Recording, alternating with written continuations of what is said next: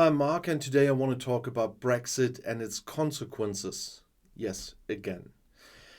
New programs are nowhere near making up for the lack of funds from Brussels, and newly concluded trade agreements with Australia and New Zealand are also exacerbating the situation for a certain group. And the Brexit referendum was a campaign for every vote. Proponents often promised the farmers the moon. And the reality? More of a blue miracle after 3 years of leaving the EU. Being a farmer means adapting to circumstances, no matter how adverse they may be.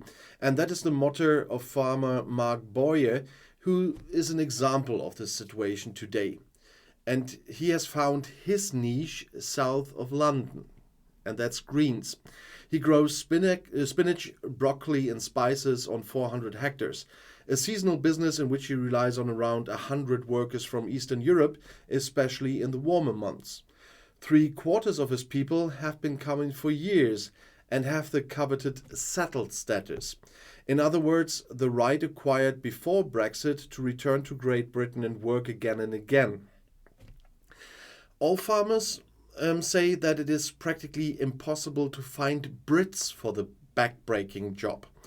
The government has therefore set up a visa program for harvest workers from all over the world. 30,000 visas a year, that's okay. The Farmer Association says it should have been 70,000 though.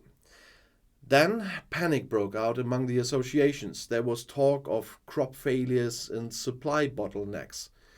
But it was kind of bad. Nevertheless, fruit and vegetables worth 25 million euros rotted in British fields last year.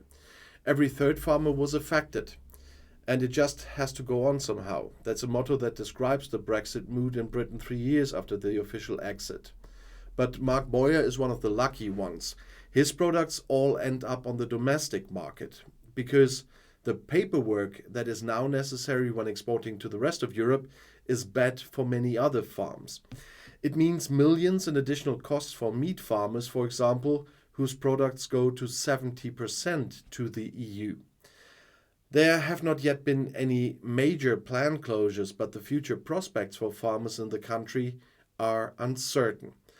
The Brexit supporters had promised the farmers 3 things. First of all, after Brexit, there will be no shortage of harvest workers. Hear, hear. And second, the EU subsidies, which account for up to 60% of the income of all farmers and are vital for more than a third, would be replaced on an equal footing. And third, new trade agreements would create more opportunities while exchanges with the EU would remain just as easy. Well, these promises weren't kept. It's still unclear how exactly the subsidies from Brussels are to be replaced, but only this much is clear. The pot will contain around 35% less money, and it should be produced greener. Environmental compatibility is becoming an important benchmark there, not just the size of the company, and that is a big change. And what is really happening was explained by some chief economists of large farmers associations like the NFU.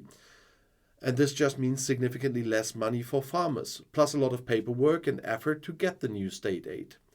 And according to the experts, in the future, farmers will only be paid to set aside land and not to use it. After Brexit, around 330,000 workers from the EU turned their backs on the country, and this is the result of a study just published by the London think tank Centre for European Reform. And agriculture is most affected. The government's visa programs are also not sufficient to compensate for the loss. Yeah, and people say that this gap will continue to grow. There are more and more harvest workers that are finding better paying jobs in other EU countries. And in that case, they don't have those bureaucratic hurdles. And traveling there is not that difficult. And we must not forget the pound has gotten a lot weaker, which means they are getting less and less money in euros for the same job. So there are fewer and fewer people going there, and it's not getting better.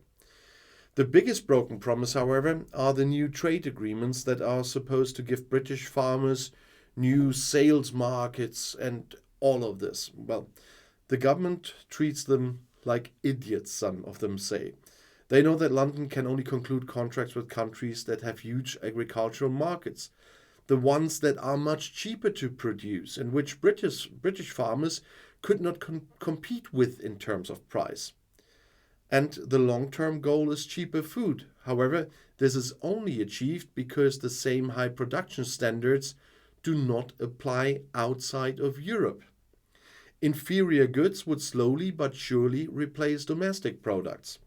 And this was mainly due to the trade agreements with Australia and New Zealand.